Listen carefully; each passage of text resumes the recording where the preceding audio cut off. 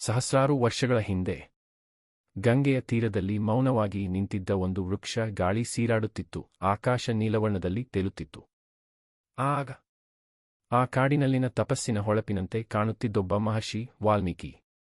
ತೀವ್ರ ತಪಸ್ಸಿನಲ್ಲಿ ಕುಳಿತಿದ್ದ ವಾಲ್ಮೀಕಿಗೆ ಒಂದು ದಿನ ದಿವ್ಯ ಪ್ರಕಾಶದಂತೆ ಬಂದು ನಿಂತವರು ಋಗ್ವೇದದ ಜ್ಞಾನಧಾರಿ ಬ್ರಹ್ಮದೇವರು. ವಾಲ್ಮೀಕಿ ಗೌರವದಿಂದ ತಲೆಬಾಗಿದರು. ಬ್ರಹ್ಮದೇವರು ಮೃದು ನಗೆಯೊಂದಿಗೆ ಹೇಳಿದರು, ಮುನಿವರೇ, ಲೋಕಕ್ಕೆ ಶಕ್ತಿ ನೀಡುವ ಕಥೆಯ ಸಮಯ ಬಂದಿದೆ.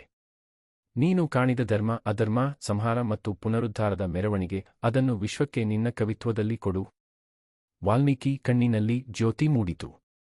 ಅವರು ಉತ್ತರಿಸಿದರು, ಓ ದೇವರೇ, ಯಾವ ಕಥೆಯನ್ನು ನಾನು ಹಾಡಬೇಕು?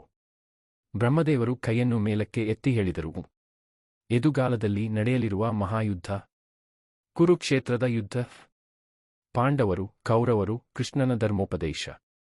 ಈ ಸಮಗ್ರ ಸಂಭವನೆಯನ್ನು ನೀನು ದಿವ್ಯ ದೃಷ್ಟಿಯಿಂದ ನೋಡು, ಬರೆದು ಲೋಕಕ್ಕೆ ಸಾರ.